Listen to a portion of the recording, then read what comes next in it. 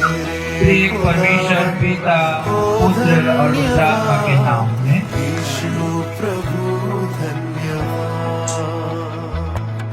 आशीष देता है तू बेशुमार। দেহমত আমি সকলোৱে সভাঘৰত প্ৰৱেশ কৰিম।